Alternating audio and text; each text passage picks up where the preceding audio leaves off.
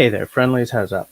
I had a weird little tech thing before coming on, in that sometimes when I speak into this mic, it sort of peaks at certain points. A couple of people have mentioned it to me, and so in an attempt to fix that, I switched to this mic for tonight. This is a much, much better mic, but I discovered that the sound was not very good. Very echoey, very kind of tinny, because this is a mic that really has to go into a soundboard. So until I can afford something of that nature, I think I will not be able to use this microphone, which makes me sad, because it is demonstrably a better microphone than the one I'm using. I hope I'm not peaking too much. Excuse me. If I am, let me know. If I'm not, we'll just call that a win. I've turned it down a little bit. One thing that I found was maybe helping to create the peaking problem was that I had the automatic volume control on. Disabling that might make a difference, because it means that the microphone is always at a constant volume. I hope it works. Let's just see how it goes. Excuse me. Hay fever in full swing here at the Corbet household. Just trying to take the other mic apart. There we go. So I wanted to talk about, well, first I'm going to start off by saying hi to everyone who's with me here tonight. Who we got? Who have we got? I saw that we had Hawaii Volcano Squad on earlier, but he's been invited out for free sushi tonight, so he's can't blame him. I'm sure no one can. We got Russell with us tonight. That's cool. That's cool. We got Simone with us tonight. That's also cool. Salut, monsieur, as I always say. We got Tenenbaum in the house, which is always good to see. Kincaid Outdoors, also known as Colin, is here. I hung out at a couple of his lives recently when I saw that they were happening. I missed one that I was intending to be at, but that's just life these days. So how regular are your lives? Colin's trying to keep his sub numbers up, so if you go over to his channel and you like what you see, drop him a subscribe. I'm sure that would go over very well indeed. There we go. My good mic is once again back in hibernation. At some point when this channel is like making a bit more money, I'm definitely going to get that SM5B, I think it's called, or SM7B, and a nice little soundboard to go into. It's the kind of thing that I'm used to when I'm on stage. Everything goes into a soundboard, and we twiddle with the knobs and stuff to get the sound just tickety-boo, as my dad would say. And I think it would really do nice to have the same thing happening here, and a nicer mic than this. One thing I do want to mention, I've been having some really weird network issues lately. Yesterday, I did nothing online. The night before, I had to restart and unplug and plug everything in just to get back online. So if I disappear, I will be back. Not sure when, but I will be back. Tonight's beer is by Brasseur Lanaudière. This is a Blanche à l'épinette et au poivre des dunes. I don't have no idea what poivre des dunes is in English, but it's like a spruce and something vegetal. Now it's a white beer. I don't tend to like white beer, but when I saw the balsam goodness in the name, I was like, you know what? I'm gonna give it a try.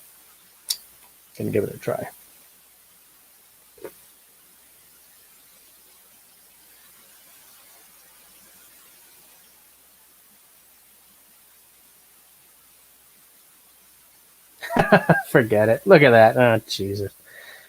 Never mind.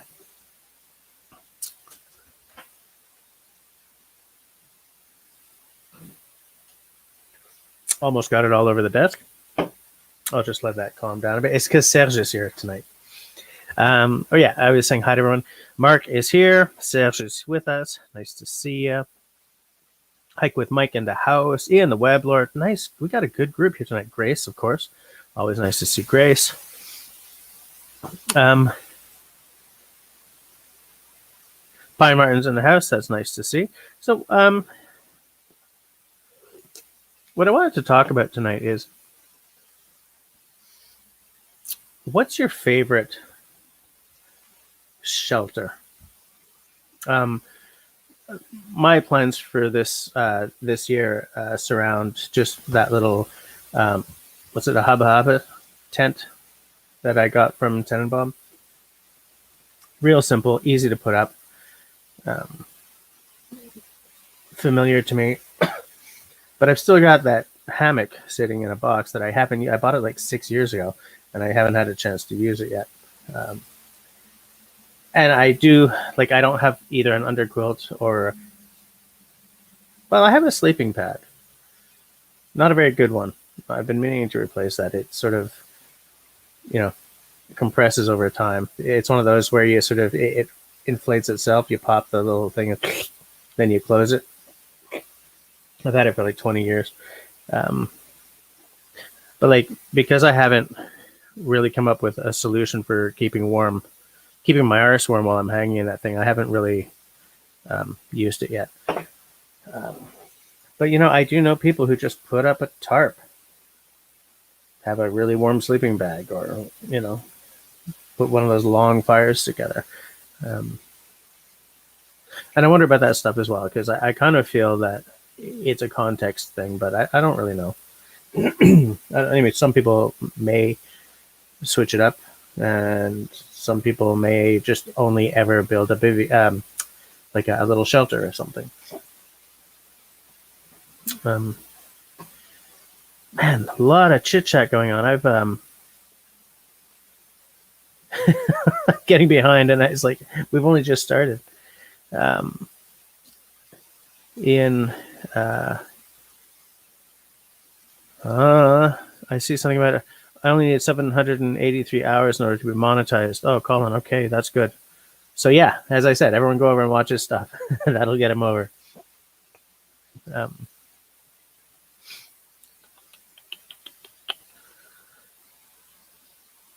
Hike with Mike uses he's got a tent, but a Kelty tent. Grace also has a hammock she hasn't used yet. Colin uses a French Army Commando tent. Simon thinks a tarp is the way to go.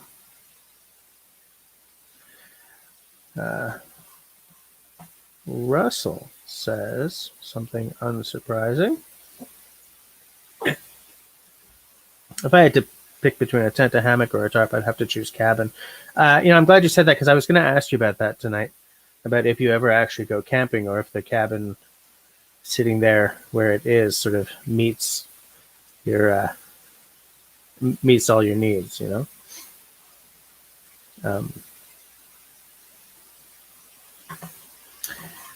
Martin says that when he's camping with a partner, he uses his Hubba Hubba. I think I have an older version of the same. What? Of the same tent. Hold on a second here. Something weird's going on with my network. Please don't drop me offline. Okay. I thought I was about to get dropped offline there, guys. I was like, please don't do it. Don't do it. But when he is solo, he uses a Hennessy hammock. And I'm not sure if we have the same hammock. Mine's also a Hennessy. It's the Scout, I think. The asymmetrical zip thing Scout.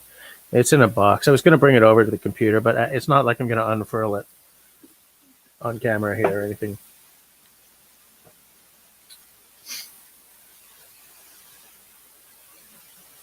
Hold on a second.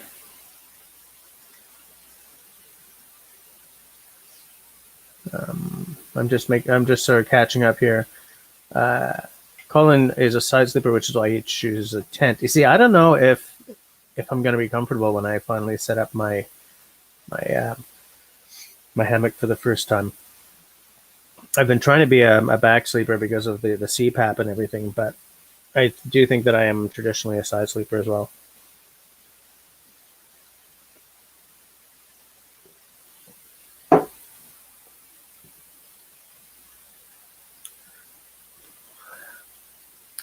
Yeah, I get the sort of the foresty note of this, the epinette. I don't know what poivre de dune is. Like pepper of the dunes. Get off of me, fly. No, man, I'm serious. Go away. Stupid fly. Um, it is a little peppery, but I don't know. I don't know what that is in English. Sam slept under the stars once. Enjoyed it, but he prefers a tent to the insects. And he always has a tarp over the tent. Yeah, I always have a rain fly or something over the tent as well. I see the benefit of not having a tent weeping over me while I'm sleeping.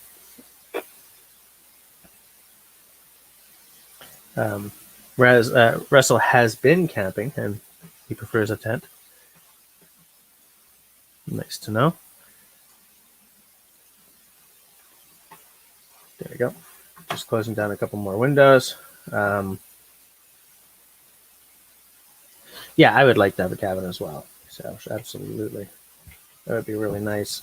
Grace says that she can't do a tarp because of yes, I know which bug you're talking about. I don't like them either.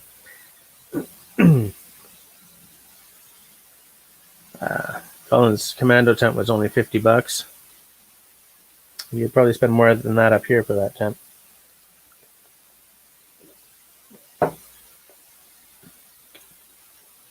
I think that everything requires a waterproofing treatment after a certain amount of time.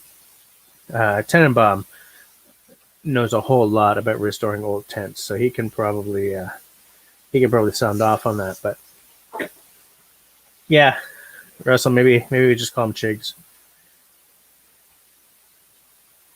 I think that would get us past the YouTube, the overactive YouTube outrage committee. Allow me to pour us a beer.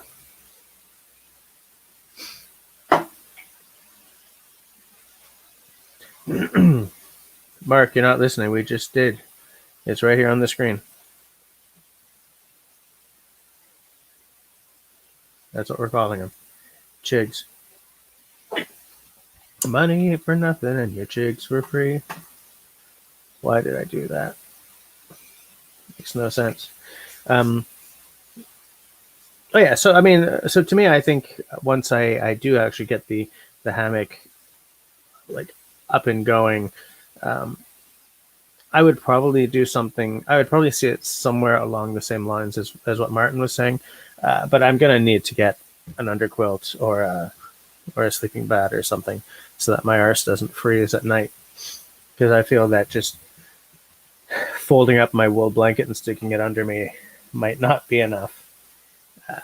The thing is, like, I've been looking at prices on these things, and there ain't no way that this is affordable. I don't want to say that it's not affordable, because it's not like unaffordable, but it's a good chunk of change to find a solution to go under your tent to keep you nice and warm in, say, October or early May. You know,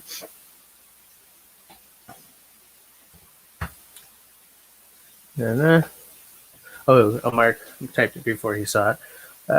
Mark thinks I said something funny, but I don't remember what the hell I said. I have no recollection of what I said. I'm just yapping away and forgetting right away here.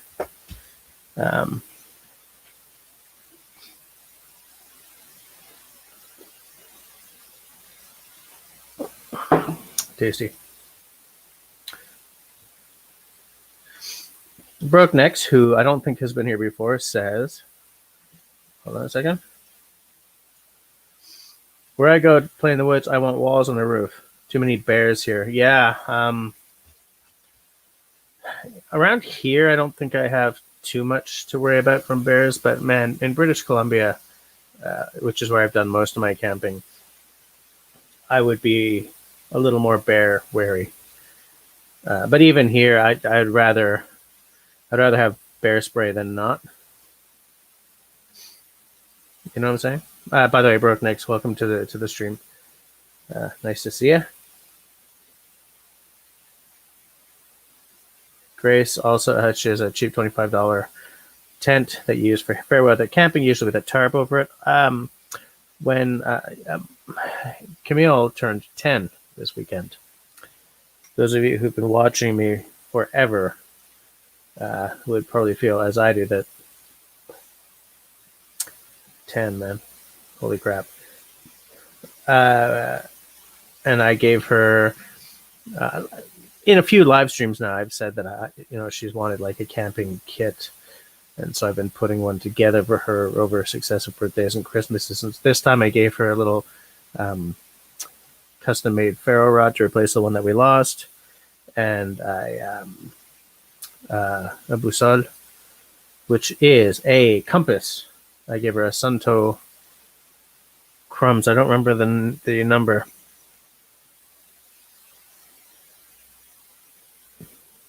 AH3. I don't remember the number. Nice little Sunto compass. Not a mirror compass, just the flat one, because that's what I got as well.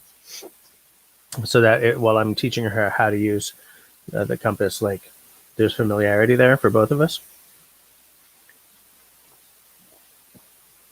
And I bought her a very small, like a 2-person tent from Canadian Tire. Technically a kid's tent, like $65 or something, from I think it's called Outland, something like that. So at some point this summer, even if we just, put it up in the backyard or something, I think she'd like to sleep in her new tent at least once this year. Because here's the thing, I've been trying to surprise my family with like a weekend camping trip or something, but I cannot find anything that isn't completely booked. Nothing. Right up to the end of the season.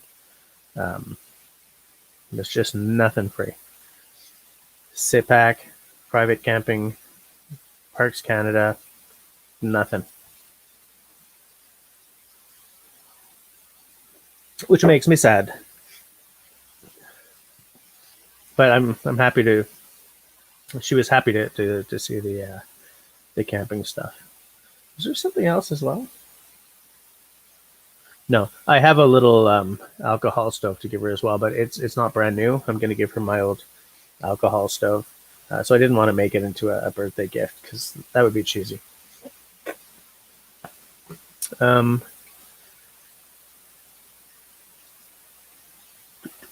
am getting behind. Sorry, guys. Hold on. Oh, the money ain't for nothing and the chicks for free, right? Sorry. That just happened before I could. You know how sometimes you say something and it comes out of your mouth and you're just like, well, I guess I can't get that back. That was one of those. I might just sleeps on top of his sleeping bag most of the summer. I find that I don't bag up very much, even when the weather is cooler. I'm a lot more comfortable just with the sleeping bag under me or opened up with a sheet and then like my wool blanket over me. Probably wouldn't do that in very cold weather. And the reason for this is because I'm a little claustrophobic. So I have a hard time like zipped up, especially like there's no way I can do a mummy bag. I wish I could. I absolutely wish I could. I think that would especially be good for like a hammock camping so that you're not bunching up or anything. But yeah.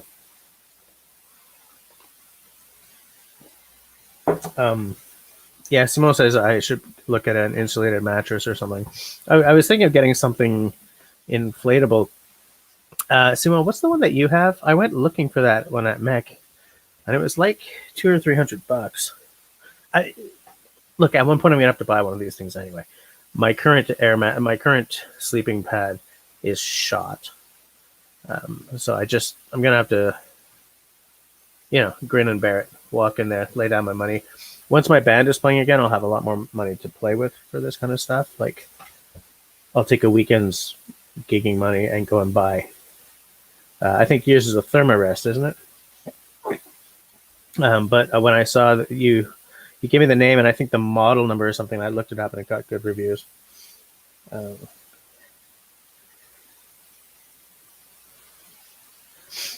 Colin says he picked up a really nice military wool blanket for only $15 from a secondhand store. Not U.S. military, though.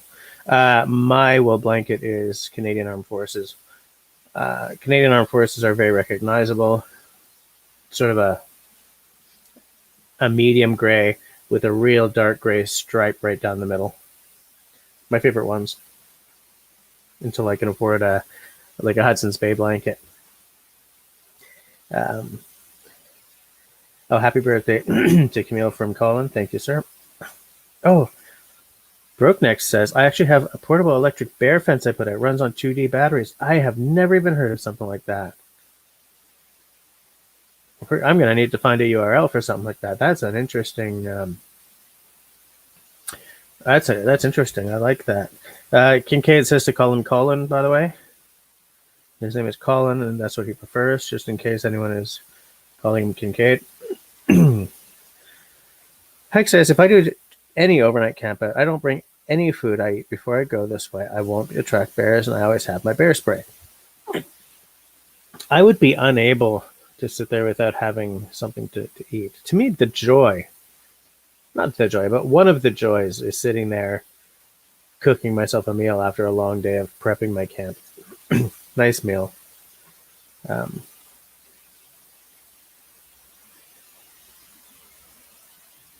Sure, Sales, I'll pass that on. Russell used a tent when he first came to his property. I forgot what kind it was. 2-man, probably from LeBaron. I guess that's because you built your cabin, right? So is that when your cabin still wasn't there? You were building it? Does LeBaron even still exist? In Montreal, there used to be a Le Baron and a Baron Sports. Baron Sports disappeared, and I think Le Baron is still there, but I'm not sure.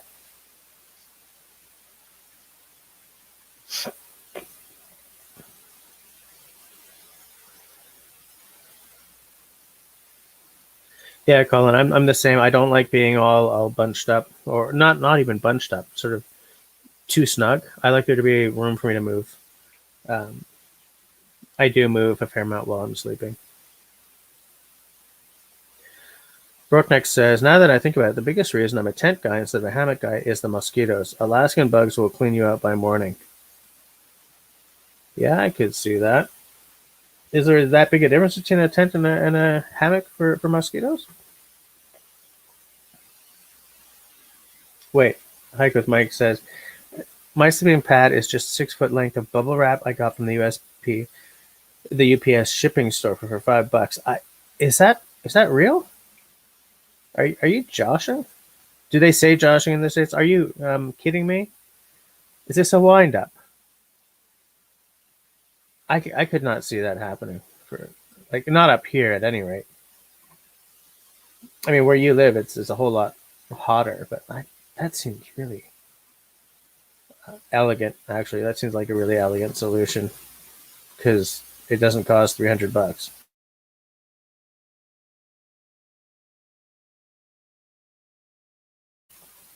Sorry, guys.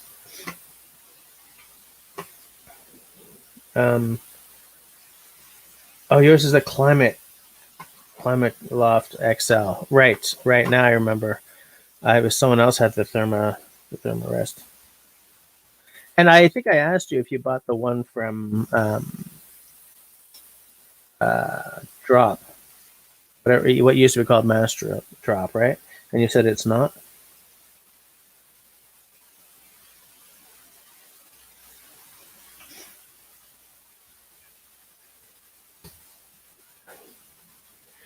And the XL is too long for me, if I remember correctly.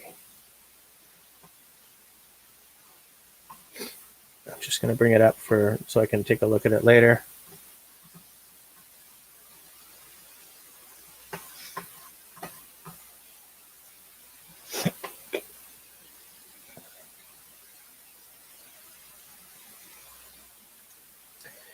Jim Baird used a bear fence on his Crossing Baffin Island series. I will watch that as soon as possible.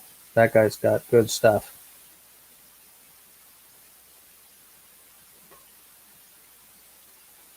You think it's a check military wool blanket? You know, to a certain extent, a wool blanket's a wool blanket, so long as it's wool. It's not like 50-50 or something like that. Just make sure it's nice and clean, and it'll keep you warm. I switched to my shelter, the carport, when I had that up. Lived in that for a couple of months. Does that count in your shelter discussion? Sure thing. I wish I could have a carport stuck onto my house. I would love that. I would set it up as a workshop.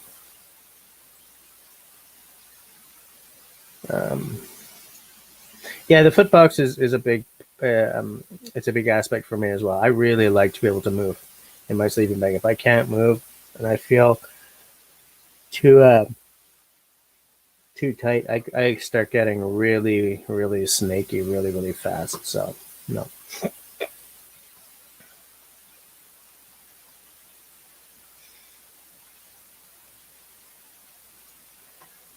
UDAP bear fence. I'm gonna look it up, and I mean Simone's probably already got it up, but UDAP bear fence.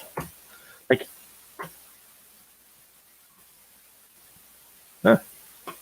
UDAP.com. Bear shock electric fence covers 27 feet by 27 feet area. Ultralight, 3.7 pounds. I don't know what any of that means, but 27 feet by 27 feet means it's probably a good round number in metric. Okay, so it's a bunch of pickets that you put, and then I guess you string wires, like 2 wires. Let me share this, guys, just in case anyone feels. Let me just sort of find the. There it is.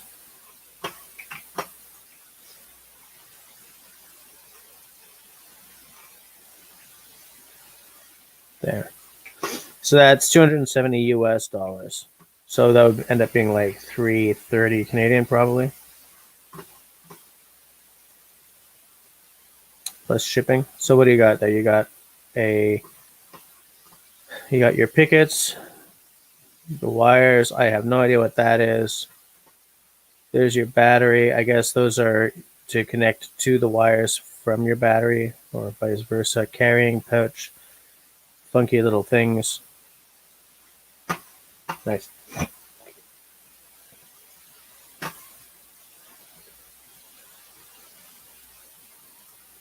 Hiker Mike has a video about it. I'll go check that out, because I didn't. I never saw that video of yours. The landscape is mostly sand, so you're not going to pop the bubble wrap. Colin says he gets a lot of his gear secondhand from thrift stores. I would as well if my thrift stores didn't suck. They really do. I find nothing. I've been looking for wool blankets. Nothing.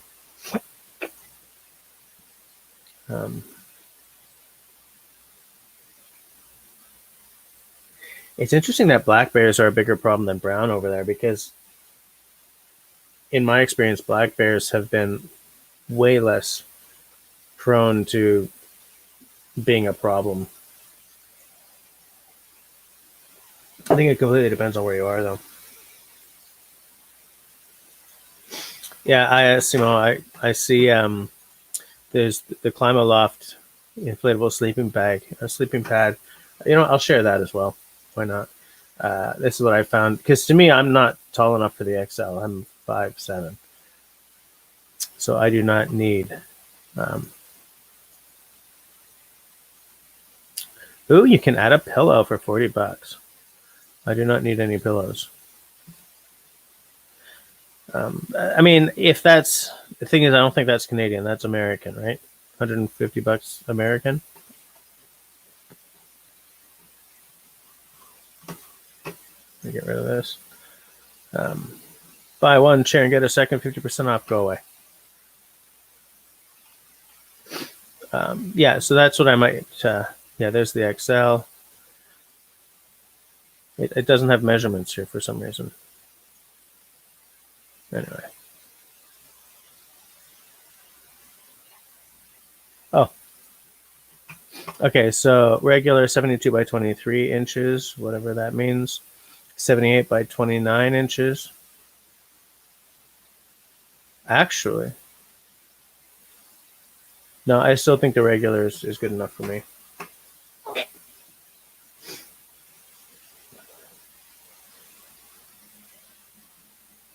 Interesting. Russell, Grace says, a friend of mine put walls up on a carport instant cabin. That's her house now. I've been living in it for 3 years off grid. Yeah, Colin. If it feels like wool, it's clean and it's soft. Epic win. Especially because at that price you can't go wrong.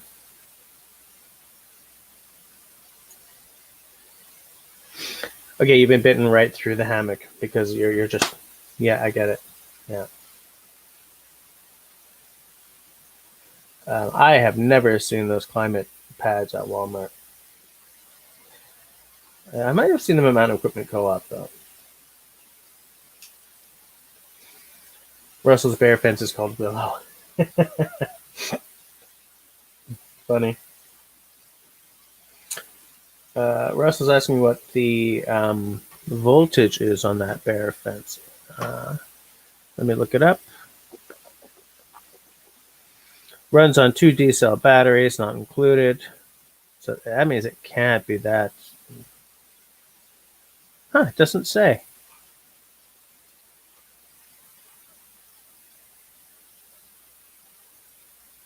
Does that strike anyone else as being weird? If it runs on 2 D cells and the batteries will charge the fence for about 5 weeks, then it's probably not. It's weird. I don't see that information here anywhere. Like, look. Right? We got the size in American. I have no idea what that is. We got the price in American. But, like, it doesn't say.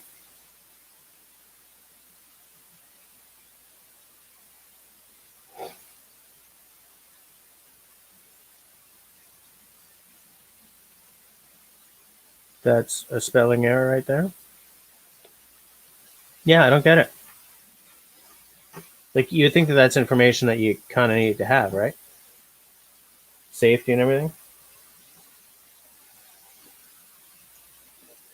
It's okay. You just piss right over it. Can't be that tall. Or right through it. Between the wires.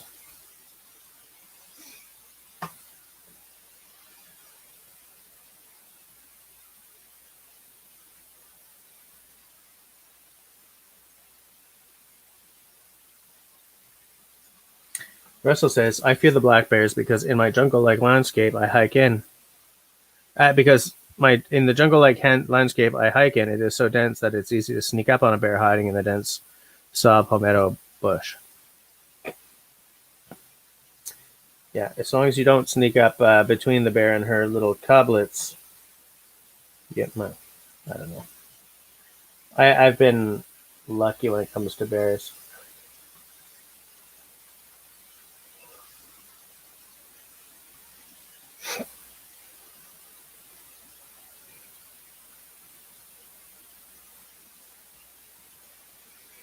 Hiker Mike says another cheap footprint to keep under your tent is using a piece of construction bisquin.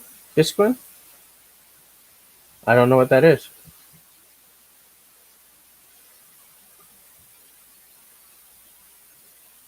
I have no idea what that is.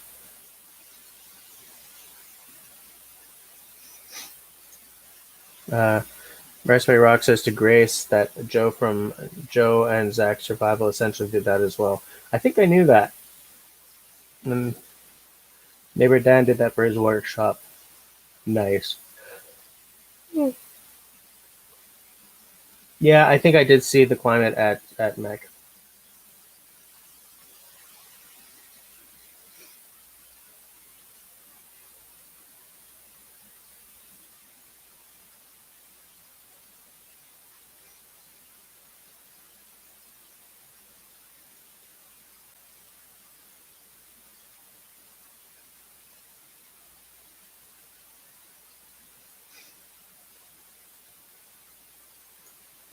Uh, I think that what they call an energizer is probably some sort of an amplifier. I don't know how it would work, but there's like no actual information here. So I because there's got to be something, right? If they're marketing this thing as a bear deterrent, there's got to be something. Either bears don't take that much of a shock to scare off, or uh, something here amps up that power in some way. See what I said there? Amps up the power.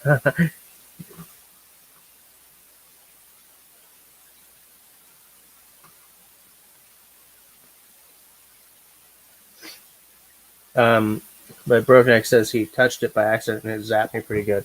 Not enough to really hurt, but enough to make me jump. That's the thing. It's probably enough to startle a bear and scare it off, but not do actual harm. Because you probably don't want to be doing actual harm unless you're evil. Scott Green says, Tyvek is slippery as anything if you're changing in socks. Don't ask how I know. Your your secret is safe with us, Scott. Uh, Ian says it would be like a cattle fence. It would boost and pulse the power at a much higher voltage. Yeah, we've already established that. I find electricity magical.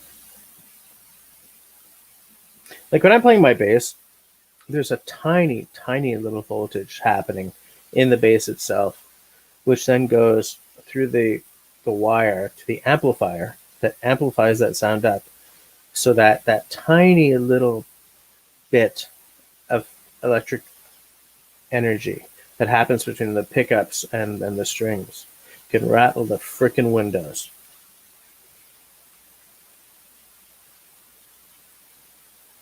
Amazing. To me, it's all amazing.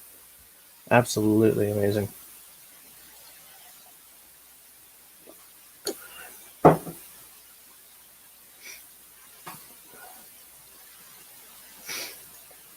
Freezer Bound Outdoors says saw something about beer and bushcraft. Had to say hey, hey, hey. By the way, I forgot to ask who else is having a brewski or a beverage of some sort. And does anyone out there know what poivre de Dieu is? Come on, camera, focus. It's not going to focus, right? It's just not going to do it.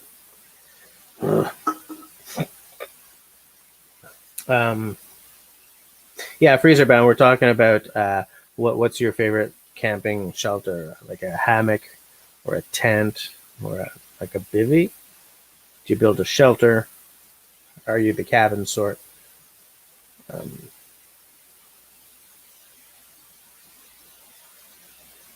oh, you're heading into work. Jeez, sorry to hear it. I don't know where you live, but at where I live, it's 9:45. Oh, maybe do you work nights? Do you do like night shift? Russell's drinking water tonight.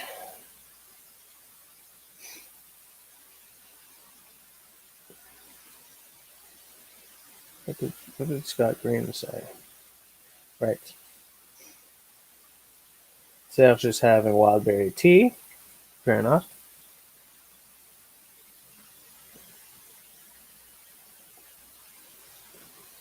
Now,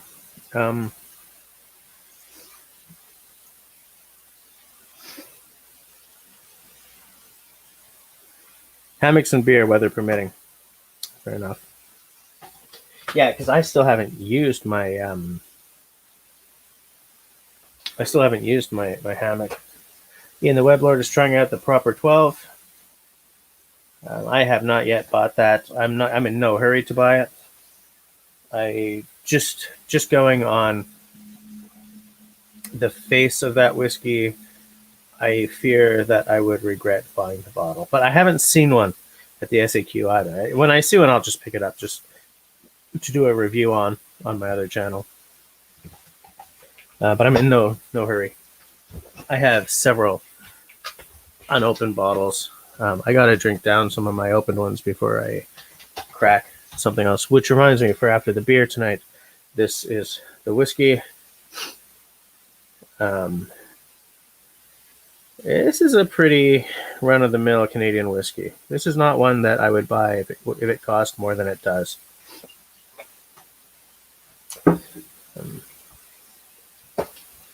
Red Stripe. Grace is having the red stripe. I shouldn't have done that. Now I feel evil. Red Stripe is a classic choice. Hold on 1 second. Clickety click. I just have to do a little bit of behind the scenes housework here. House thing. House stuff. Housekeeping. Yeah, let's call it housekeeping.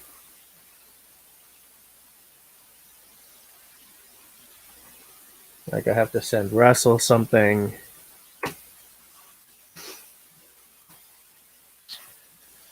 There we go.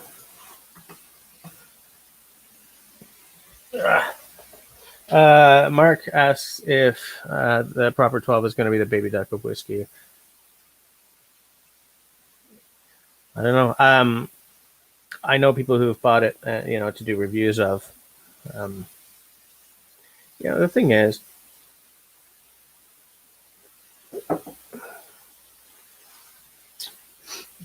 it's easy to bankrupt yourself buying whiskey, especially if you're into Scotch like I am. Like everything, you can hit $200 a bottle really, really easily. But there's a lot of middle shelf stuff that hits way above its price point. And then there's a bunch of stuff that, like, I don't ever buy Macallan. I feel that for the price is way too much of a middle of the road whiskey. It's not worth the price. It's not a bad whiskey, but it's also not a spectacular choice, especially for the price that they now charge, because they've gone whole hog into just how collectible and desirable that brand has become.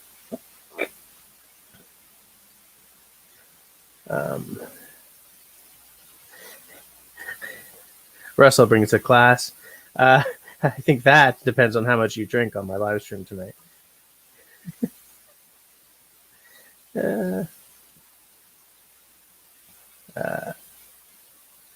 Mark is asking. Oh no, the Rosemont. No, it's definitely not the Baby Duck of whiskey. Partially because this is extremely small batch. Like, this is so small batch that every time they finish a batch, if I don't jump on it, it disappears. It's award winning, evidently. It's a very Canadian whiskey, and some people love the Canadian whiskey profile. I'm a Scotch guy, I don't like my whiskey to be too polite, and Canadian whiskey definitely tends to be.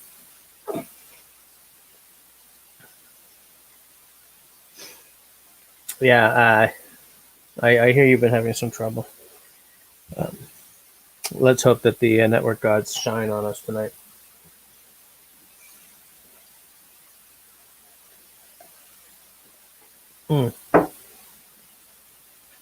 It's okay.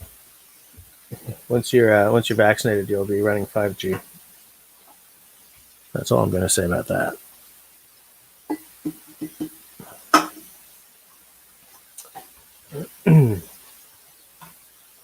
Where were we? Yeah, so for those of you who do run a hammock, do you feel that the under quilt that goes outside the hammock is better than a sleeping pad inside the hammock? Like, is one or the other better? I mean, do any of you have experience with both? Because like when it comes time for me to spend the money, I want to spend once.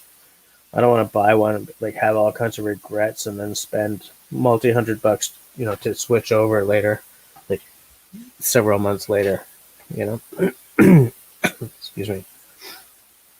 Hey, where's Mallory tonight? I guess she's editing.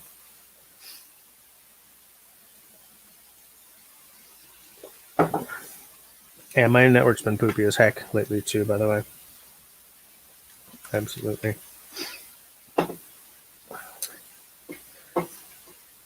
I want to get that other microphone working properly. I'll deal with that later though.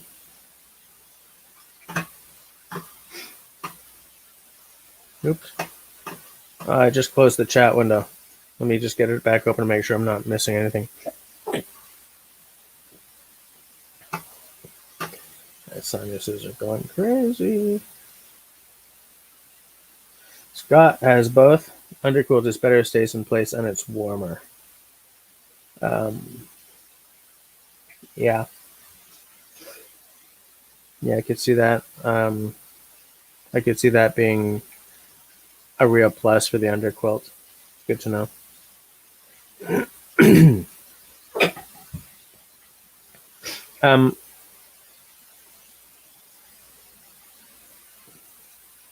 Yeah, that's this upcoming weekend, isn't it, Grace? I got invited to that, but it's my wife's birthday, so kind of can't really do it, which is too bad. It would have been really nice to see her in person. That would have made her, I think, the first fellow YouTuber I've ever actually seen in person. But maybe she'll live stream part of it.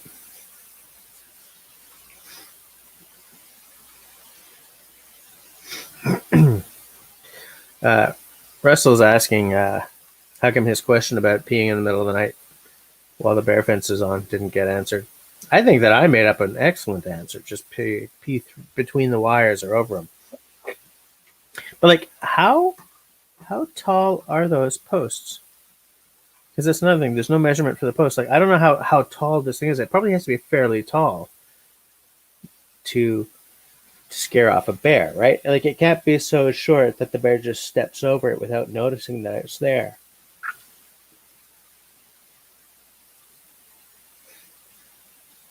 I never even knew these things existed until tonight. Like, I wonder if that would be enough to scare a bear off if you've got like food sitting in a bag or a barrel.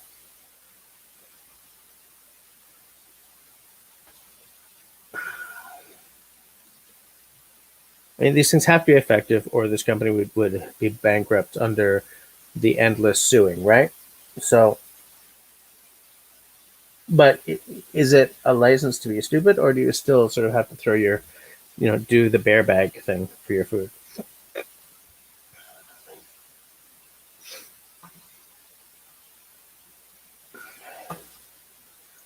Grace says, Russell, I think you're okay as long as you don't pee on the fence. Yeah.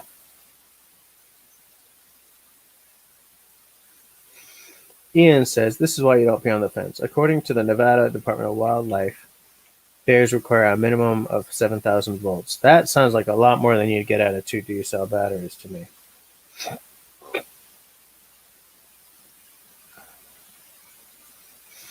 And yet, Tenenbaum says against a non-habituated bear, it's probably effective. Yeah, because of the surprise, right?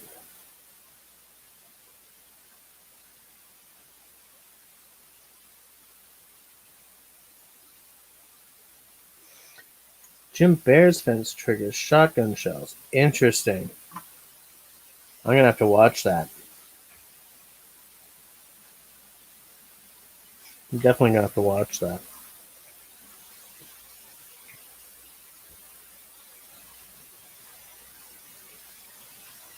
Like, I'm trying to imagine how tall it has to be as well. Like, shoulder height. I can't tell just from the pictures here. Like, from the pictures, it looks like it's quite short. Right? that looks like about knee or thigh height. Just going on the other things, but that wouldn't really make sense to me, right? Yeah, bear bangers, I think is what Grace was talking about.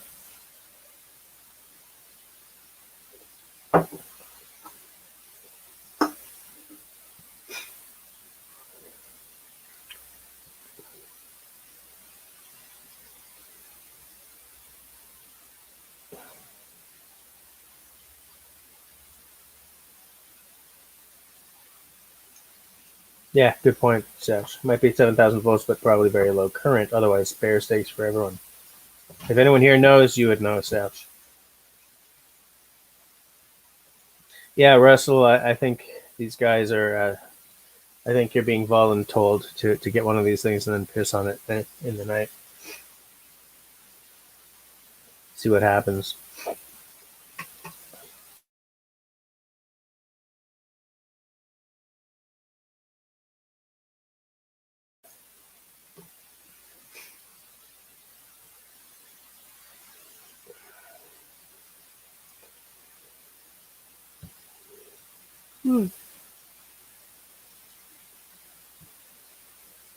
I'd like to see that in action. I'm going to go take a look for those videos when we're done here.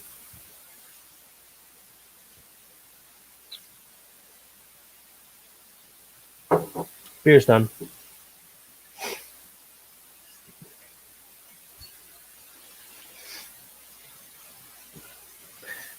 Are bear bangers essentially shotgun shells, Russell?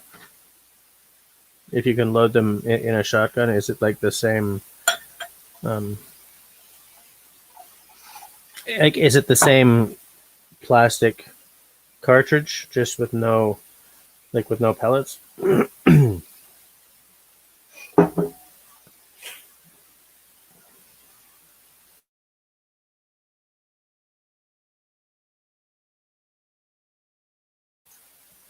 Hay fever sucks many asses. Not a lot of people here tonight said that they built a shelter out in the woods. Makes me wonder if that's just like a YouTube bushcrafting thing or not. Excuse me, because I mean, you learn to do that in the Boy Scouts, but it seems that nobody really does after the Boy Scouts, unless they're Mr. Survival on the YouTubes. I mean, when I was in cadets, I built little shelters and stuff, but I haven't done it since.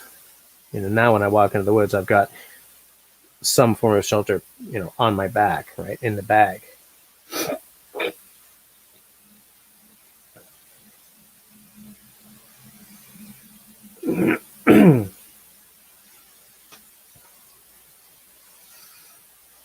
Russell says my information window is showing me different devices bear bangers can be launched from. Okay, I used to have a blank pistol. I had bought it because I used to direct black box theater, and so I bought it as a prop for a play. And then years later, I saw that blank pistol, because it was a very realistic looking pistol, had been added to the prohibited devices list here in Canada. So I took it into the police station and handed it over. And at first, they didn't know what the hell I was giving them. It's a blank gun, but look on this page. It says that they're prohibited, so take it away. And all these cops are standing around it and looking at it and thinking, yeah, because they were impressed at how like the quality of workmanship was very much that you would find with an actual firearm. It was a Turkish-made blank gun, but that would be ideal for making noise to scare off a bear.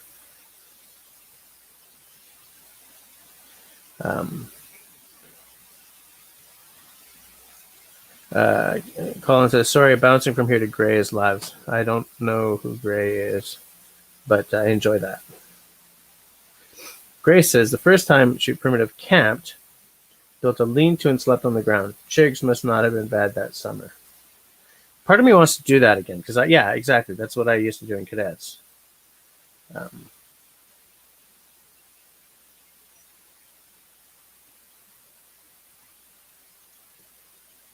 Oops, that's not what I meant to do.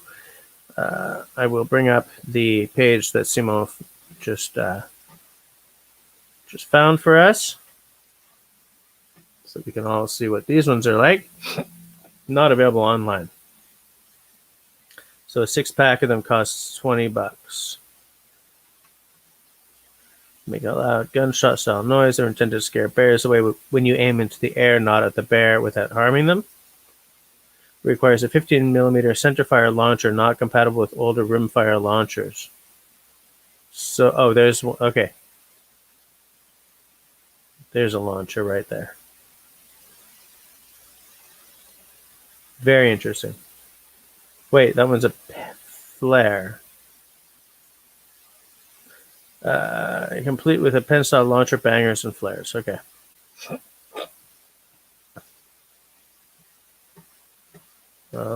Where was I? Hold on. Mike says, I have an air horn and a strobe light flashlight as other bear defenses, but so far the best defense I had was singing Led Zeppelin's Immigrant song to scare off the bears circling me. Fair enough.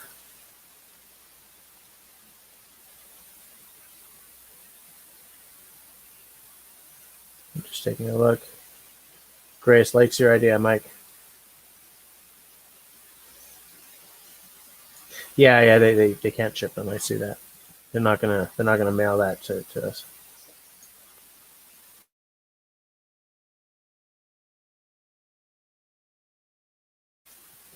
That is for sure. They will not be mailing such things. Maybe a bear banger with a backup, like a bear spray backup, would be the way to go. Like, when it comes to safety, I like the idea of redundancy. You know, have more than one element at play. So if you're bear banging and the bear's not scared away because it's become habituated or something, you got to be able to sort of get it with some spray.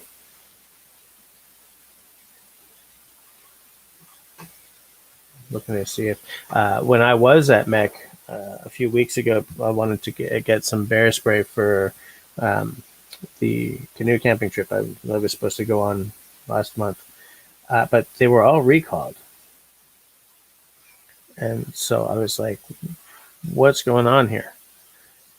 And I was going to check to see how widespread the recall was, or if it was just one brand or whatever, but I forgot, because forgetting is what I do best. I have a mind like a steel sieve. But yeah, that was interesting. Air spray. Let's see if... And they have their bear sprays are back online, which is weird because I think it was this brand that was recalled. But what do I know? Nothing. I don't know nothing.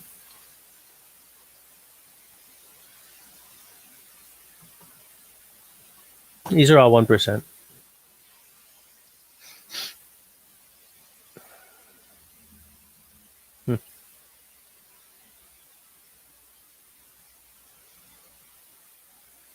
Okay, so the bear bangers are taller than the flares. Box bear shields. Yeah, there's you can get a horn.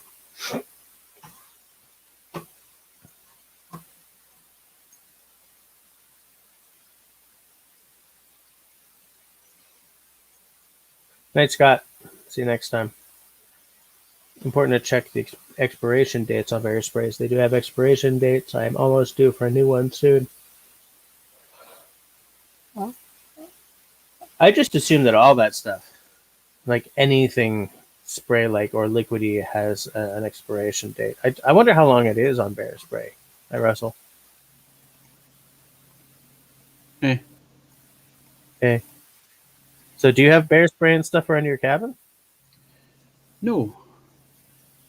Because you got dogs. Yeah, well, And it's not that the dogs are like protecting me right now. It's mostly that the dogs leave a lot of smell, Mm-hmm. and so like no animals come around the cabin anymore. When I first started staying here, like I had a trail cam about 100 feet from the cabin down the trail, the ATV trail, and I saw bears on the trail cam once. So and I saw deer on the trail cam, but nowadays nothing comes near the cabin. No, because of the dogs. Them Yep, dogs. yep, Yeah. your dogs. So you don't go camping at all anymore. Is that what I'm getting? Yeah, why would I, right? Yeah, because And you're already out there. I'm not saying that to be like. I'm not meaning that to sound like. Yeah, but why would I? Yeah. I'm already out here. Yeah, living in an off grid cabin is probably similar enough that it scratches the itch. Yeah, Yeah. scratches the itch. Yeah. I'm just making sure I'm not getting too far behind in the conversation on the side of the side chat. Um, How many Mark people? says, hmm? How many people we got watching? Right. 13. We were 16 2 minutes ago. Now we're down to 13. How many likes do I have? You had a couple of unlikes. I think like Fuckers. before we even started. Well, I was late. And people are, they're not forgiving. They're not very forgiving. Just taking a look here. Yeah, two dislikes, 11 likes. We have 13 people watching. Okay, it's fine. Thumbs up, thumbs down. They both interactions works for me. Tickles the algorithm. Am I breaking up at all? Am I pausing? Am I buffering? Anybody? No, Anybody? you're fine. Hmm. You're I fine. guess, I guess it's sending such a little screen. Mm. Yeah, you're on what? You're on LTE. Yeah, yeah. My connection to the tower, the nearest tower, has just gone to crap lately. Mm. Like I can log into my antenna and I can see the signal strength, and it's just terrible. That's too bad. And I guess you're not going to get like a 5G network going on where you live. Probably not. Starlink is going to come around sooner than that, and hopefully Right. that's going to be a big thing. Yeah. Yeah. I think that Starlink is going to change a lot for a lot of guys who are YouTubing from very rural areas. Joe Robinette was was very into Starlink. I think he's already on it where he lives. Changed Mm. things for him in a massive way. Did he move in the last couple of years? Yeah, they moved further north. They Mm. bought a place further north so he could be closer to the woods. Yeah, it's a nice place. Makes sense. Um, so yeah, I wonder how long the like when you buy a brand new bottle of bear spray, like how long it is before the best before date catches up with you. Before what catches up with you? Before the best before date catches up with you. Oh, there's a best before date on bear spray. Apparently so. Yeah, I don't see any information here at Mech. That's okay. But yeah, it's funny because I asked like not many people like built shelters in the woods, and Grace is the only one who sort of picked up on that, and she did one once.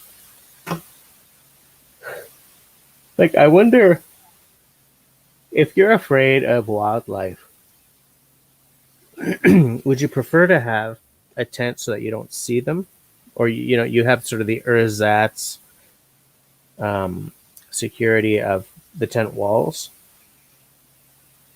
or would you rather have like an open-sided shelter that you built with a great big fire right next to you? You know? Oh, is Rain here? Hey, Rain. You know what I'm saying? Like, thinking about the shelter aspect that is the point of tonight, but also how bears have come up, and like if there are wolves and bears in the area and you're all scared and stuff, would you feel better in a tent where you can trick yourself into thinking that they're not going to notice you, or would you rather just have like build a little lean-to and have a really big fire that scares away the wolves and stuff, and then just wake up every like 2 hours to feed it, kind of thing? Are you asking me? No, I'm just musing. I'm musing into the ether. I'm thinking out loud. Yeah, that's a good question. I don't know. Yeah. I'm thinking it's difficult to build. You're talking about three-sided shelter, right? When I was in cadets, the shelter that I built was nothing but a lean-to, right? A stick across two trees, and then a bunch of sticks leaned up against it, right? So it was essentially a one-sided structure. Everything else was kind of open to the elements, and there was a fire out in the front. So you keep the rain off of you, but you don't keep the wind away. Pretty much. But that was one of the things I was going to say. You can build a three-sided shelter, but how often do you build that three-sided shelter and find out, oh shoot, the wind is blowing the smoke back in somehow? It's because you it's just swirling around, and it's Yeah. And maybe maybe you can fix that by knocking out one of the sides, right? I mean, when you build it like that, they're usually built ramshackle enough that you can fix something like that by just without having to restructure the whole damn thing. If you knock out a side, you get a little bit more flow. I saw a guy do that in a video on YouTube. He built a shelter, had a fire going, did it wrong. He got smoked out and had to go to the hospital the next day. Like, he did a video the next day from his home, and he could barely talk. It's like, there's a smoke, and I go to the hospital, and like, damn, that could be dangerous. Yeah, absolutely. Absolutely. I guess you sort of take a reading of the wind, because what you probably want is the wind blowing across the front of your shelter, right? Yeah. Stand there and which way is the wind coming from? Does that work? I assume so. You grab fluffy things from plants and you throw those up. Light fluffy things. Grab a bulrush, tap the sausage part, and just watch how it blows. Tap the sausage, but just the tip.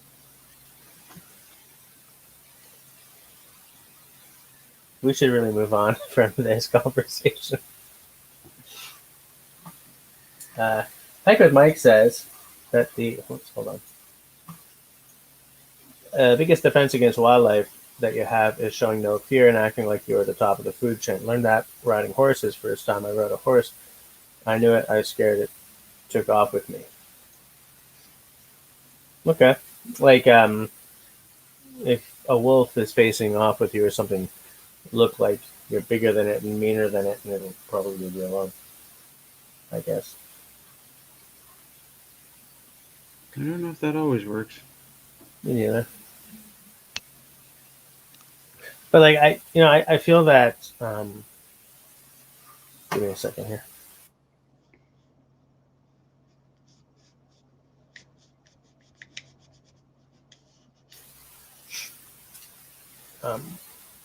I feel that I would generally feel safer with just having built a lean-to with a big fire out in the front. Even knowing that it means I essentially have to wake up every couple of hours to feed the fire. I don't know if the sides of the tent are really protection enough. No, of course they're not. The wolf doesn't see me. Ha ha. Somebody was just telling the story just recently of a bear coming into her tent. Who was that? I had a bear knock a tent down on top of me once. like when I was 16. But who are you thinking of? Oh, wasn't there a woman dragged out of her tent and mauled to death? Where was it? In the news recently. Where was that? Well, that's not what I was talking about, but I haven't heard that either. No. Um, yeah, yeah. I definitely feel that familiar sense of safety when there's a fire burning right next to me. Yeah, absolutely. Fire. Fire is one of those basic things, right? Hmm. For like 100,000 years, we've learned that fire is going to keep us warm. It's going to cook our food. It's going to keep danger away.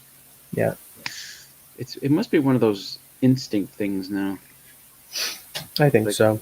that's why we all like to play with fire. Yeah, and we'll just stare into it, lose an entire night staring into a fire. I mean, if you think about it, the advent of fire changed everything, right? Because before that, nighttime came and it was fundamentally dark. And That's when, that's when we stayed in the trees.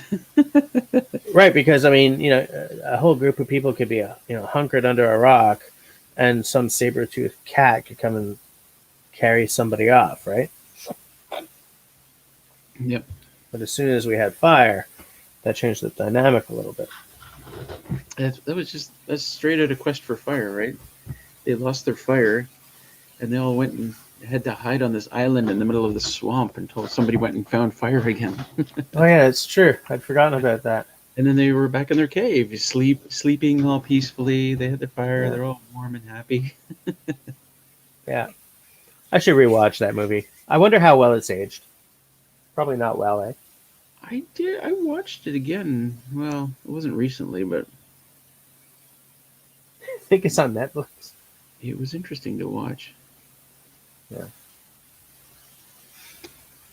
I think my favorite part is near the end where the main guy they found fire and they put it out again, and the main guy is sitting there going, yeah, I'm like essentially I'm gonna do the fire. I'm gonna start the fire. Me, Noah. I'm gonna be the guy who starts the fire. Okay, watch. And he's trying to make the fire and he can't do it. Yeah. So the girl has to take over. Yeah. I haven't thought about that movie in a long time. Oh, that's good. Oh, actually, I think my favorite part is when they're all in the tree.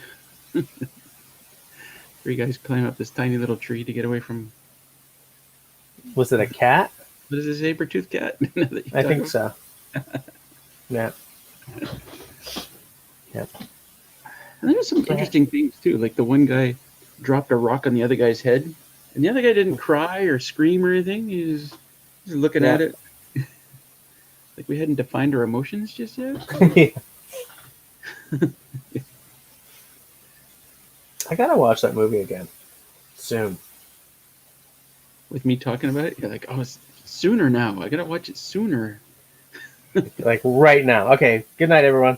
Watching it now. We'll react to it. We'll watch it and react. Yeah.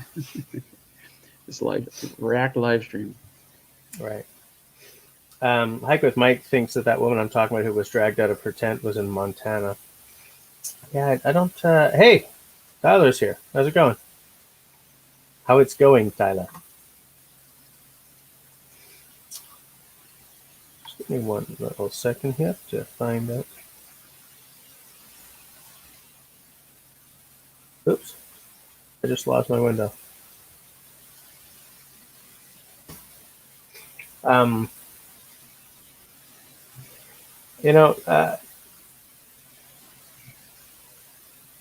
I had something brilliant to say and it's just gone. It was going to be hilarious and brilliant and truthinessly and fundamental. No, truthiness is what you don't want, right? Huh? Russell's not listening. Truthiness? Is that a word? Truthiness. Yeah. I don't think that's a word. I'm going to look it up. It's a word. It's a big concept these days in the fake news world. Sorry, I thought you were spelling it with a Y. Spelled with an I, that makes sense. Yeah, truthiness. Yeah. Got it. I would not spell it with a Y. Well, I thought you were saying it with a Y. Yeah. Evidently, I wasn't. Okay. Well, I can't admit to somebody who's French knowing more English than I do. I work in English. Yeah, I thought you worked in French. No, I don't work in French. Well, I work in both essentially because the company is based here, but it's a world-spanning company, so I write in English. My written French is terrible. I was sure that you said you spoke French all day Well, yeah, because I live with a francophone. at work.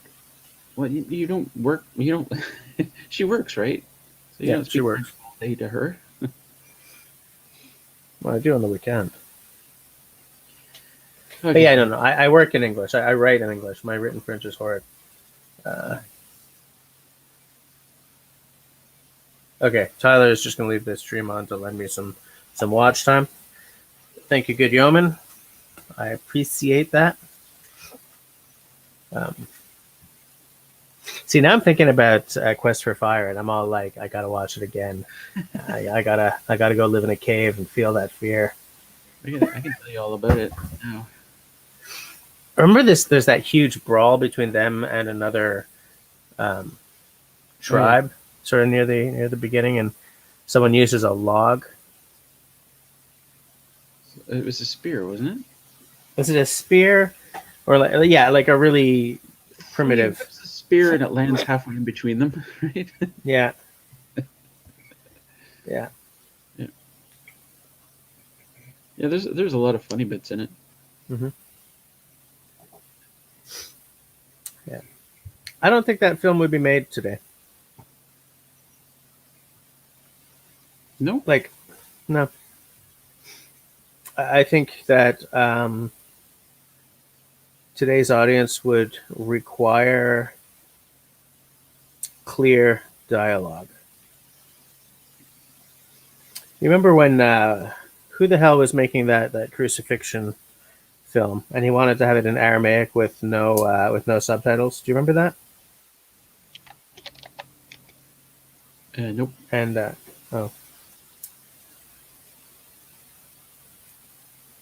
Well, Quest for Fire isn't on Netflix. no, that's too bad. I want to watch it again. Hike with Mike is reminding me that a few months ago, Pine Martin was talking about Quest for Fire. Yeah, Hike, I think Mel Gibson, he was doing I think it was a crucifixion or a Jesus film or something, and his concept was to have it in Aramaic without subtitles. And I don't remember, but I remember him being handed a defeat on some aspect of that. Maybe it was still in Aramaic but had subtitles or something. But I remember it not working, Is that the one he made? Is that the one you're talking about? I don't remember what it was called. Passion of the Christ? Yeah. That's it. That was it. Oh, and in fact, like Mike just said the same thing. Yeah. Oh, like the one he made $500 million on, or something like that. Something like that. I don't remember any of the details.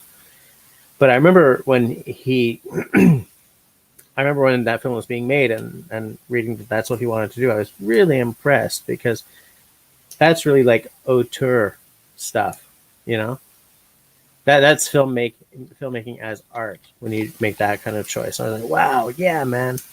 And then whatever ended up happening, I don't remember. And in fact, there's probably like director's cuts of it out there now or something that are in Aramaic without subtitles.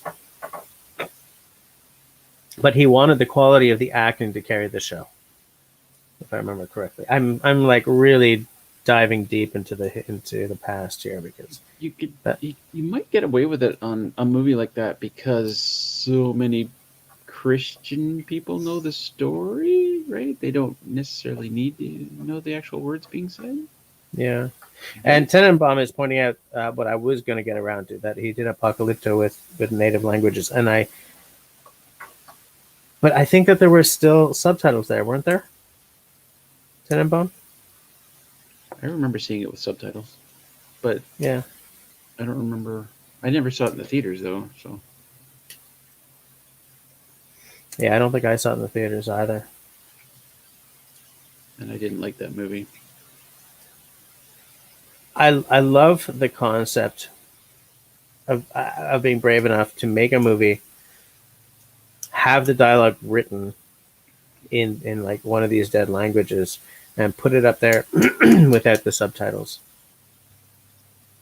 Let the acting, let the voices, carry the story.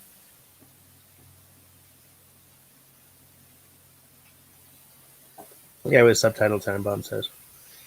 It's hard to do. Yeah.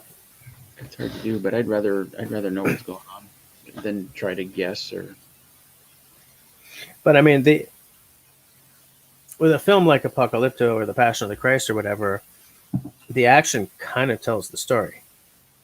Like, these are not films where you have a bunch of like girls sitting around the table in a Starbucks and talking about boys, or guys sitting around and talking about PlayStation, or any of this sort of the tropes in Hollywood movies now. Yep.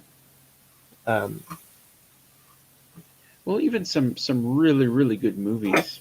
You take Casablanca, you take the dialogue out of it, and you don't know what's going on. yeah, yeah, exactly. Like, they're very talky, and that's a great movie, by the way. It's a terrific film. Streetcar Named Desire. Once you take out the because these are all they're not actiony media, right? The dialogue is important in something like The Passion of the Christ. The dialogue fills in the air, right? What's actually happening in the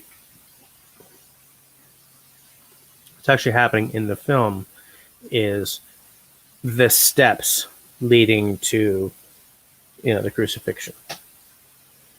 With something biblical, it's almost universal in the West, right? The story is almost universal, so people are going to know what's going on.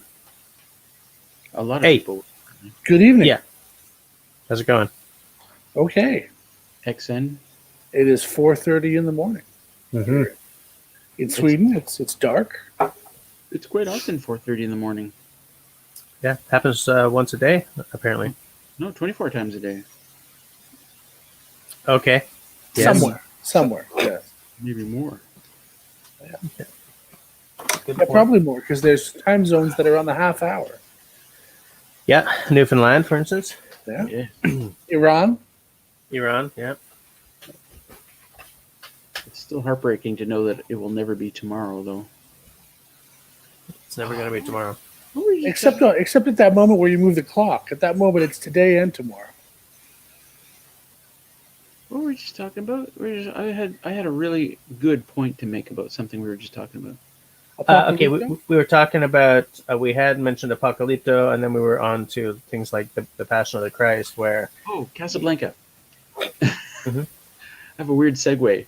A long time ago, 20 years ago, I thought I'd get into screenwriting, writing movies. So I practiced and I tried, and I learned a lot about the art of storytelling. And so the people I talked to, I got into forums where there were some really great writers. In fact, that's where I met Cooking with Ryan Douglas Pearson, who wrote Knowing and many novels. Anyway, Casablanca came up over and over as one of these great movies, and I'm like, okay, I guess I gotta see some of these great movies that people are talking about. Yeah. So I found a copy of Casablanca. I don't remember where, and I watched it.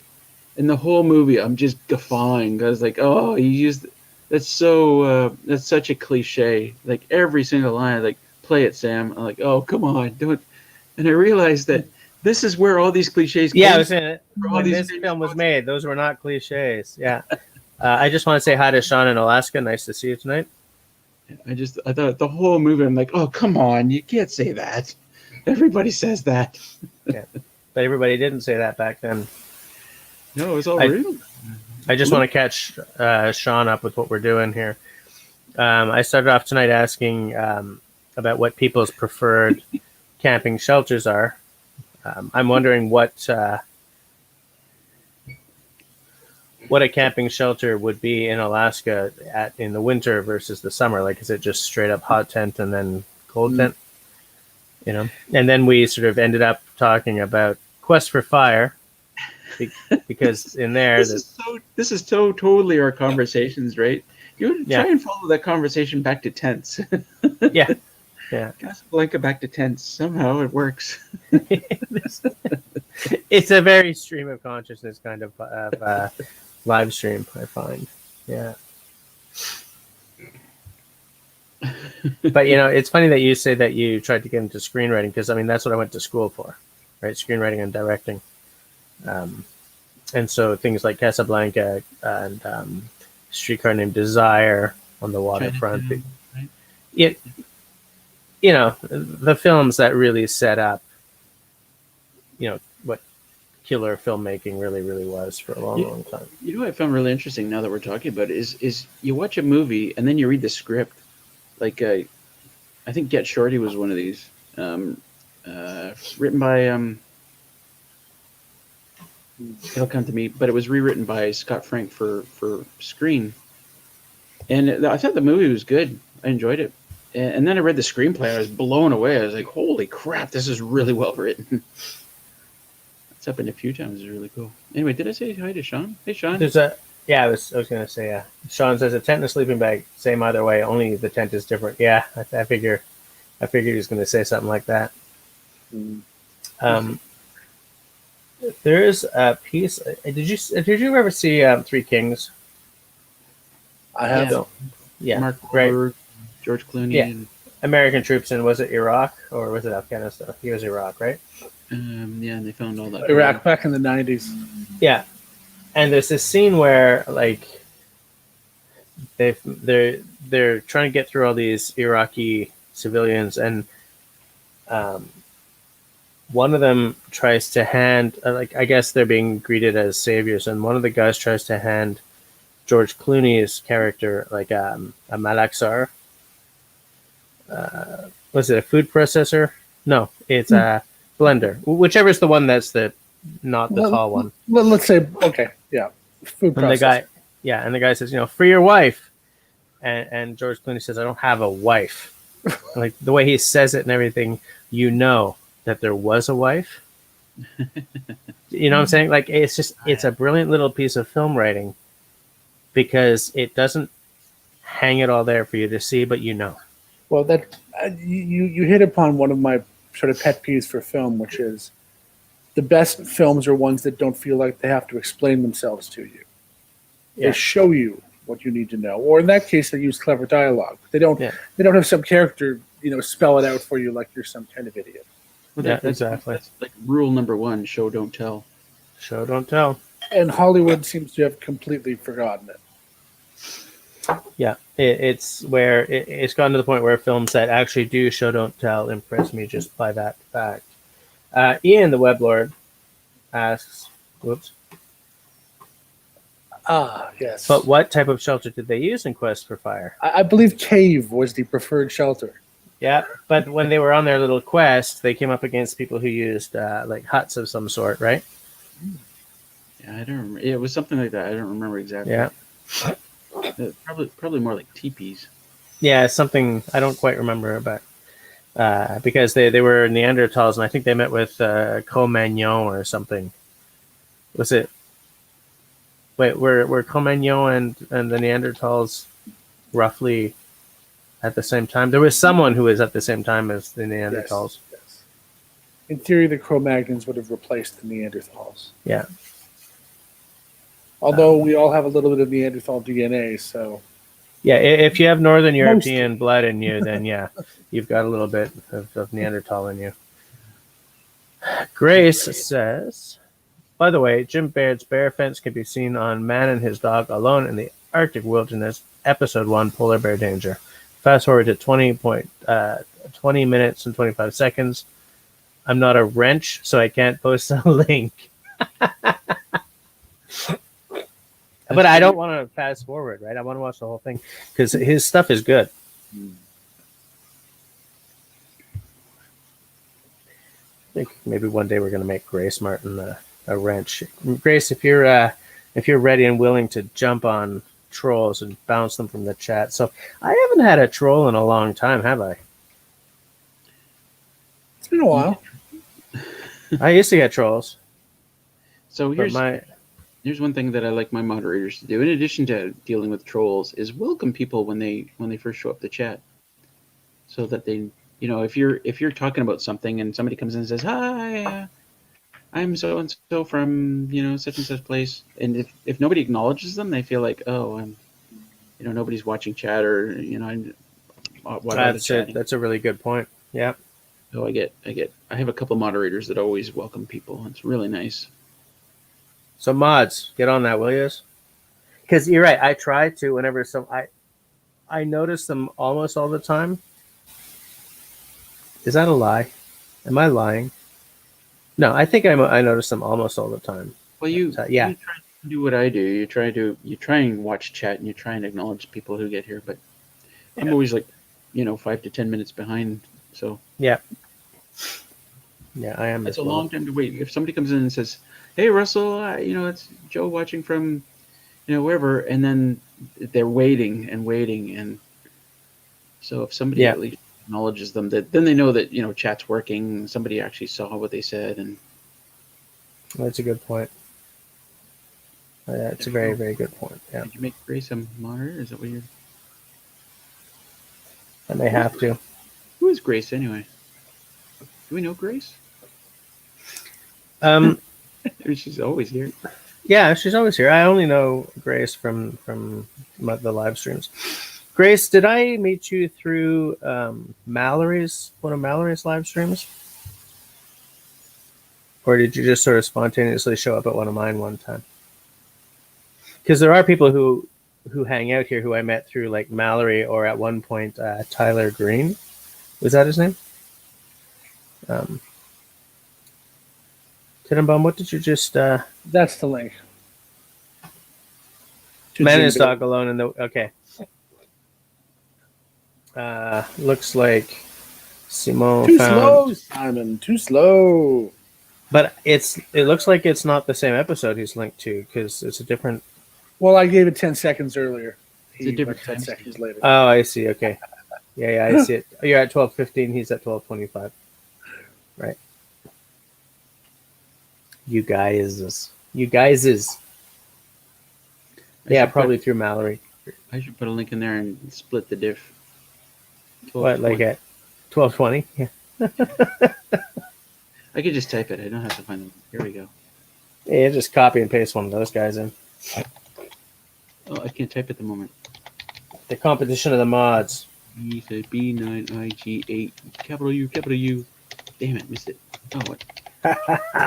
03M T equals 1220. Speaking of missed it, by clicking on that link, I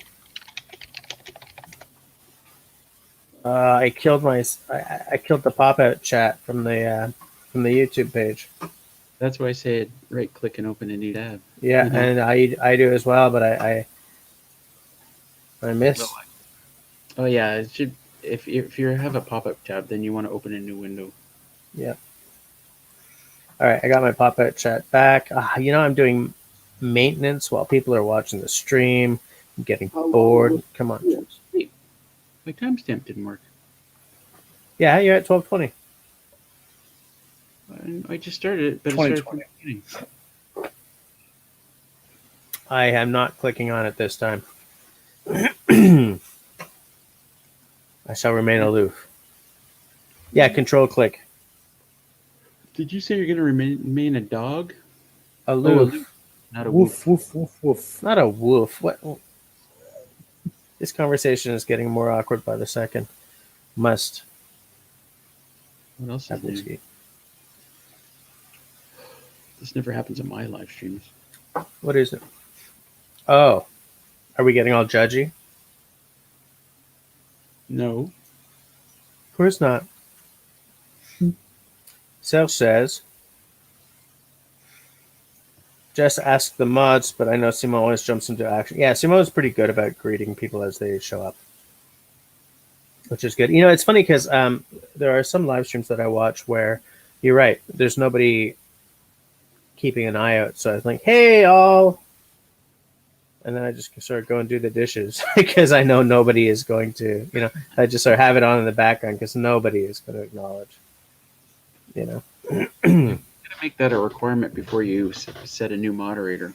This is what you gotta do. You do it, then Yeah, I'll make a PDF and slides and everything. And this is how you The moderate next for thing Jets. you know, it'll be a job. Yeah, you'll have tasks, unpaid job. an unpaid, a volunteer position. I'll file my TPS report within 2 hours at the end of this live stream. What the fuck is PC load letter?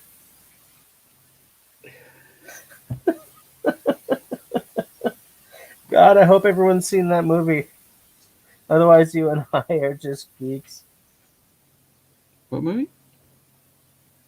Office Space. Office Space. Somehow I knew you were talking about Office Space. One of the movies I didn't like. That everybody else seems to like. It's because it's those of us who've been like office drones recognize certain things. It's the same as I used to work in a place where a couple of my friends and I had this rule. There were these things that happened in the office relating to upper management that we called Dilberts. And if at any point we experienced 5 Dilberts in a day, we had to quit the job. Hilariously, none of us are still there. But yeah. Because Dilbert scratches the same itch as Office Space did, right? People who work in big corporate tech, they know. They get it. They feel that life. They feel their life sapping from them every day. They sit in those cubes. I don't know what you think of me, but I worked in corporate tech for 20 years. Yeah, and you've escaped. Look where you live now. Okay. Yeah, well, yeah, I get that. I'm just saying, I get these things. I get what you're saying. Yeah. I don't know if I watched Office Space again now, if it would still. But maybe, Russell, you were the guy with the red stapler who threatened to set the whole building on fire. No, it wasn't me. No salt. I said no salt. I wonder if I love that movie because of my situation at the time, or if I loved it, or if I watched it again now, if I'd still like it as much. I mean, I'm still in Cubeville, but like, I wonder how it ages. It's hard to take things out of their time, though. There's a moment, and then it passes. Yeah. Oh my god, I'm looking for a screenplay to send you, and I can't find it. I would love to. Part of me would love to. I always do this thing where, like, I'm really good at directing other people's movies. See what I'm saying? Like, I would love to redo 2001 and take out all the padding. Like. Well, fortunately, Hollywood redoes everything now, so maybe you'll have a chance. Yeah. No. You have to make a name for yourself. There's nothing in 2000. You would end up like with a 15-minute movie. And it wouldn't be all that interesting because people wouldn't get it. Back then, it was something, when that movie came out, people were like, oh my God, that's what space is going to be like. Yeah. And like the first thing I would cut is the 20 minutes of da da da da da da da da da da da da da. It's like, oh my God, just dock. For God's sakes, just dock. And like, the whole part of me was. I know. And part of me would like to redo Quest for Fire with what we now know about Neanderthals.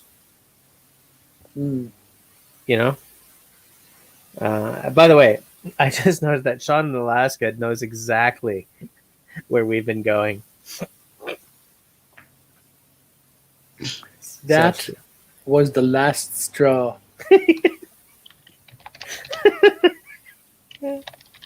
Serge. But like if because we know so much more about Neanderthal now, how they weren't just like these ape men, that there was a lot more refined culture happening there, and they were like burial rights and stuff.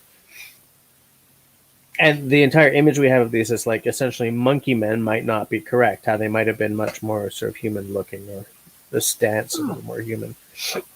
They were hominids. They weren't Australopithecines or whatever. They were basically like us, heavier built.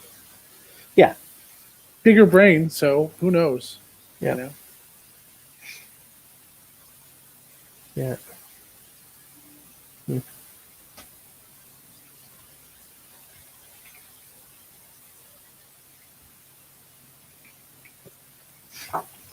And I think that, but the thing, part of the magic of these movies is that they are products of their time, right? So like they're glimpses at what the world, and this is kind of what Russell was saying, right? These are looks at what the world thought of these subjects at the time they were made, right? You look at 2001, the reason why that docking scene is so freaking long is because he is just reveling in the fact that the audience was going to have its mind blown by this, because this isn't the Star Wars age, right? This isn't the Star Trek The Next Generation age. This is an age where the audience is going to get off on seeing this ship and this, because it was so much newer, Like science fiction was not a mature category at that age. It wasn't even a mature category in 1977 when my 5-year-old self is having his ears pinned to the wall by Star Wars on opening week, right? I mean, if Star Wars came out today, would the splash be as big? Maybe, maybe not. We don't tend to fall for things the way we used to. Star Wars is one of those movies that's aged really well, actually. I think it's aged extremely well. Well, it has certain good characteristics. Like it creates a world that believes in itself, that is sort of internally consistent. And at the same time, it's got sort of human interactions that are somehow believable. Yeah. Although people would point out now that it's sort of weird that all the aliens look like humans, but that's sort of a practical choice at the time. Yeah, Star Trek has the same problem. Humans with weird foreheads. And it's a bit of a Japanese war film and a Western and all that. Hey. Sean in Alaska says, I love that movie. The copy mission destruction in the field is epic to this day. Some things just age well. Yeah. Man, it's 10 to 11 already? What?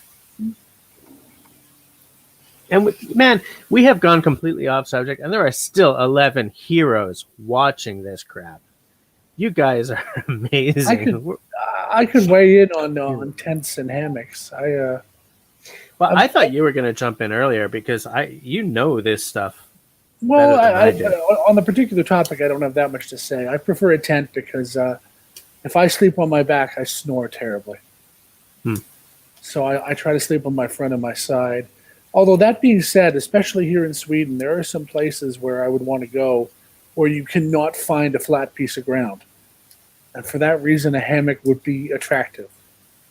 And maybe the only option. It's the only practical option. As to a tarp, I think there has to not be bugs. I mean, yeah.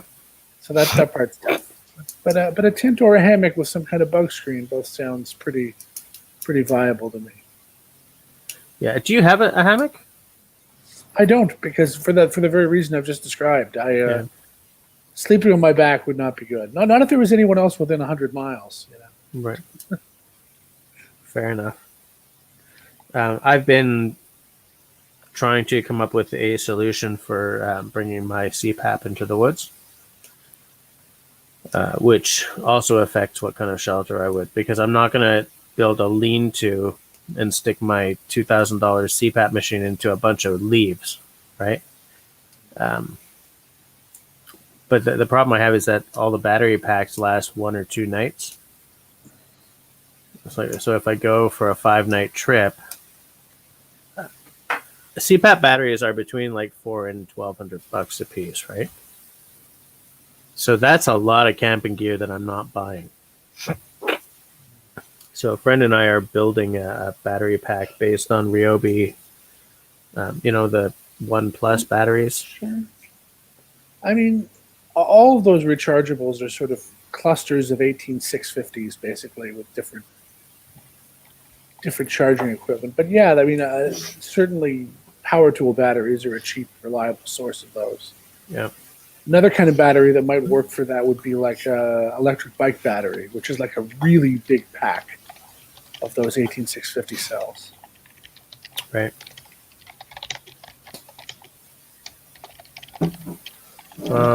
Grace has been told that she snores sometimes.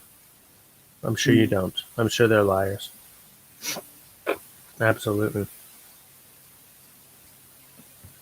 The way Russell puts it is legit. I use this reasoning all the time.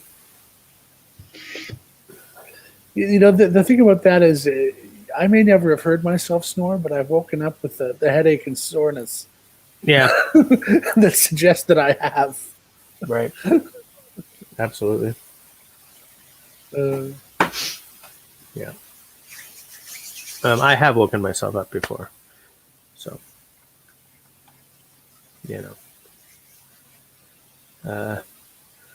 okay, the conversation in the side chat has turned to snoring, so we can move on.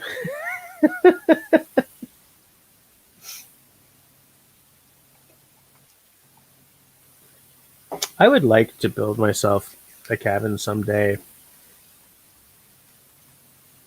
with big freaking windows. Like, if I was to build it lakeside, I'm totally dreaming, okay? So I know that everything I'm saying is non-realistic, but if I was to build it lakeside, I would want really big windows looking out over the lake. I would just sit there with my whiskey in hand and stare out at the water. But part of me would also like to just get a yurt. Just for simplicity's sake. And I've dreamed for years about just building a log cabin kind of thing. Do you watch The Outsider at all? No. He's been building a log cabin for about 2 or 3 years now. He's almost done. He builds it with his dad. Okay. It is a very nice cabin. The Outsider? The Outsider. Is that his channel name? That is the channel name, yeah.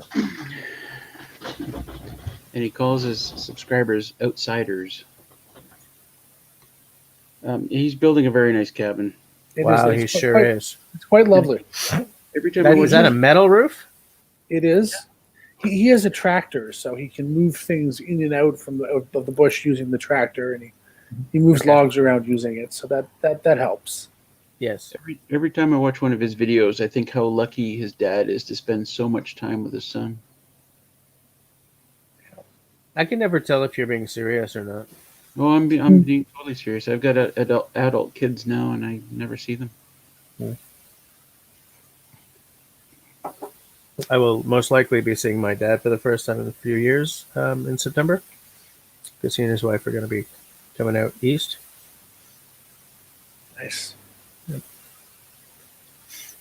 I'd rather be going west, get the hell away from my house for a little while. Maybe not this year. But yeah. Holy cow. What I'm afraid of right now is that Ontario and Quebec ban Albertans over what the Kenny government is doing. God. Because the fiddler in my band is in Alberta.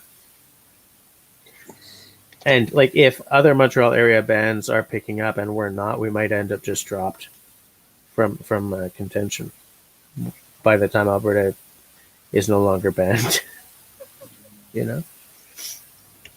I have opinions on this, but I'll keep it to myself.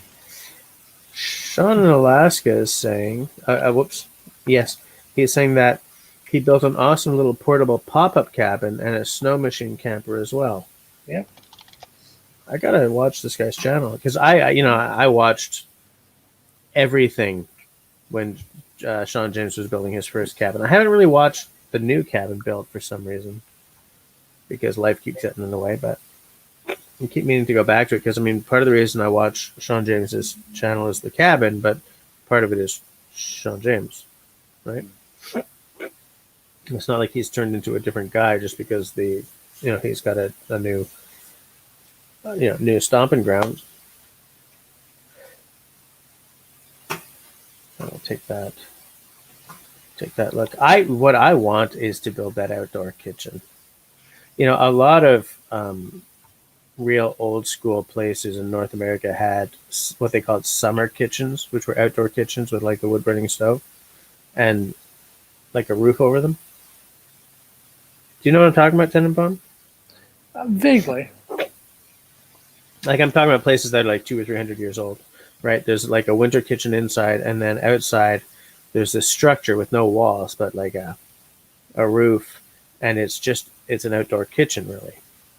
It's a forest. And so yeah, kind of, And so when I saw Sean building his outdoor kitchen, I was like, oh, I recognize this, and I am here for it, because I would love an outdoor kitchen. This was really nice.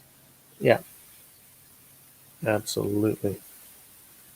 It doesn't look well. The thing is, I haven't watched a lot of the new cabin build, right? I've watched 2 episodes from the beginning, and then life got in the way. So I don't know if he's built another outdoor kitchen, but it doesn't look like it.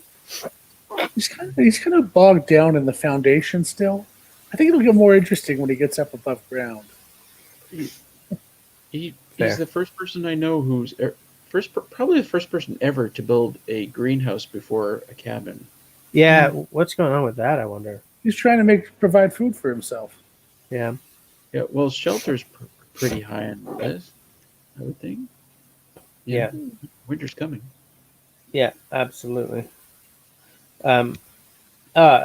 Okay, it seems like I'm the only one who hasn't been watching The Outsider, because Sean in Alaska loves The Outsider. SV Raven Flintlock, who I don't know if I've seen before, but hi, says The Outsider also has a really cool snowcat. True. So where does The Outsider live then? Is he up in Alaska or something? It's Ontario, but I don't know quite where. Huh. Yeah. Never been able to work that out. And like Sean in Alaska. Sean says he even built a portable heater for the snow machine camper too. Pretty darn cool. I gotta check this channel out. Oh, he's got millions of views on those videos where he shows that little camper. He's a great narration voice. If you remember Hinterland Who's Who, yeah, he sounds like the Hinterland Who's Who guy. So that's kind of fun. Yeah, he's got an interesting style. A lot of people are talking about Sean's outdoor kitchen. Yes, I actually asked Sean about the roof on that. Oh, that's the wrong one. Hold on. There we go.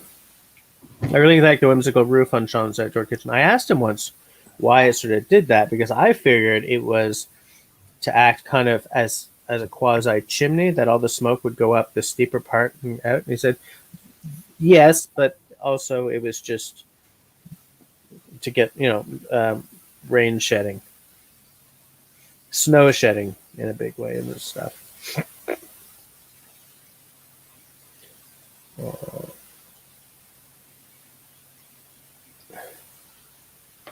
Ian says, I'm not the only one missing The Outsider. It may be a late night. Yeah, I think I'm gonna try not to deep dive, because I'm on a horrifying deadline at work. So today I cranked out like 12 topics on a book I have to write, and tomorrow it's gonna be the same. So look who's finally here. Yep.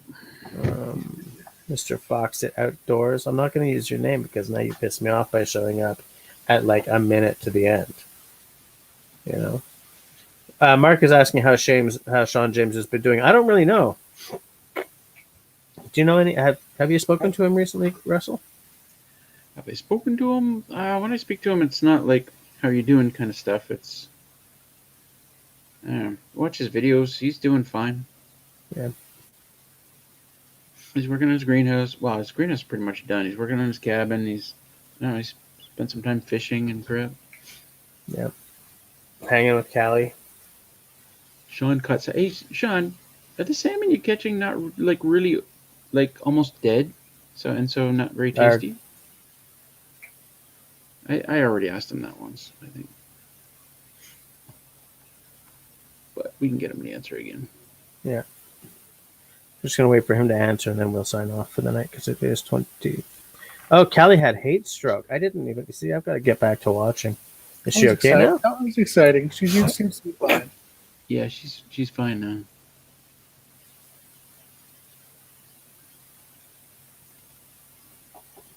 Poor Callie. Heat stroke is not great for a dog.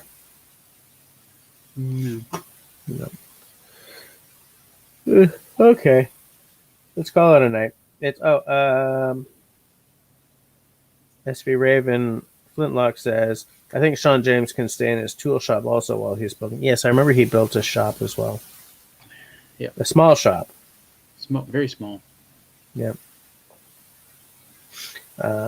Ian says, just started vacation, but I also have to drive from London to catch a coma tomorrow, so it can't be too late. Car rally Saturday and catch a coma that I need to help set up for. Okay, so let's just shut it down. Good night, Ian. Good night, everyone. I hope to see you next week. Not sure what the subject is going to be, but I'll come up with something between now and next week.